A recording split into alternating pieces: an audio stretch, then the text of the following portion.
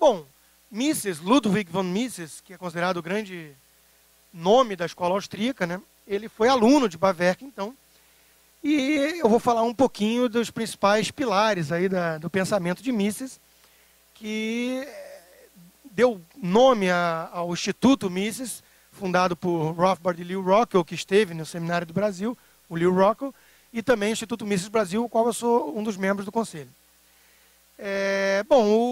No cerne do pensamento de Mises está o conceito de praxeologia, né? Praxis, o estudo da ação humana. E é interessante porque é sempre o indivíduo que age. Então, a metodologia da escola austríaca que vai diferir tanto das demais escolas. Ela é uma metodologia calcada, em primeiro lugar, na ação individual. Por isso, inclusive, o nome do meu livro, Ser Economia do Indivíduo. E o axioma básico da praxeologia é de que todos nós agimos para sair de uma situação de maior desconforto para uma situação de menor desconforto. Isso é básico, né? Quer dizer, não existe ação sob uma situação de equilíbrio ou de perfeição. E isso é revolucionário para a teoria econômica, porque toda a teoria até então era basicamente calcada em modelos de equilíbrio, né? É uma abstração interessante, obviamente, não perde totalmente seu valor, você analisar modelos de equilíbrio que aprendemos em economia o tempo todo quase, mas Mises veio então com um approach realmente revolucionário nesse aspecto. Até porque a praxeologia ela é a priorística, e eu vou falar um pouquinho disso já já.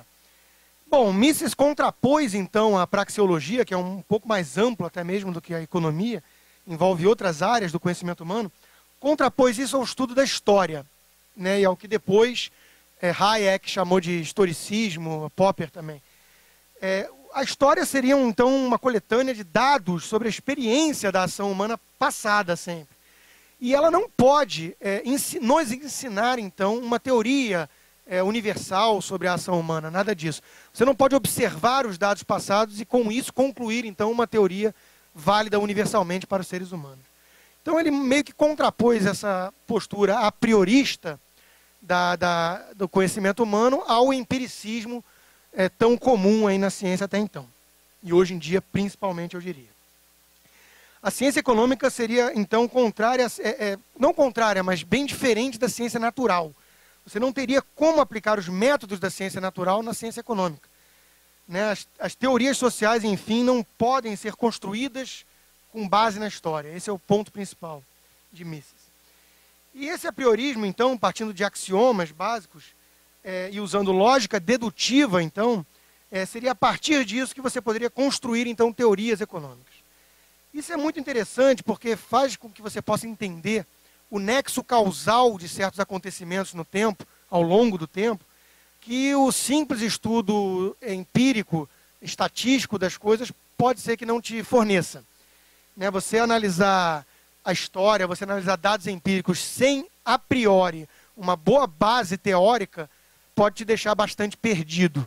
E eu acredito que nós vejamos isso com bastante frequência hoje em dia na ciência econômica. Falta, muitas vezes, um arcabouço teórico um pouco mais sólido, uma compreensão melhor do que é economia, do que é praxeologia, a ação humana, para muitos economistas que se perdem ali num emaranhado, numa confusão cada vez mais complexa de dados estatísticos, econométricos, sem entender muito bem a essência da ação humana.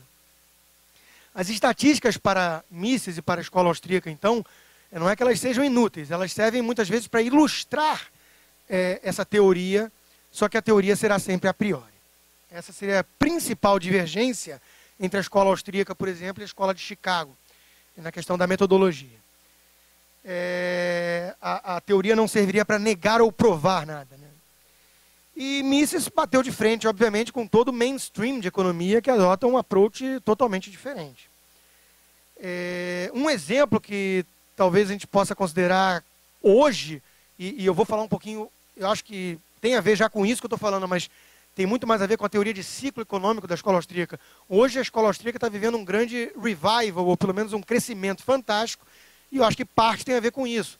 As crises cada vez maiores e mais recentes e graves que estamos vivendo, eu acho que colocou em xeque a crença de muitas pessoas que acreditaram grande moderação, ou na ilusão, talvez, de que algumas pessoas sábias, bem intencionadas, com modelos cada vez mais complexos, poderiam, então, prever o futuro da economia, com modelos ultra complicados e determinar, por exemplo, um dos preços fundamentais da economia, que é a taxa de juros.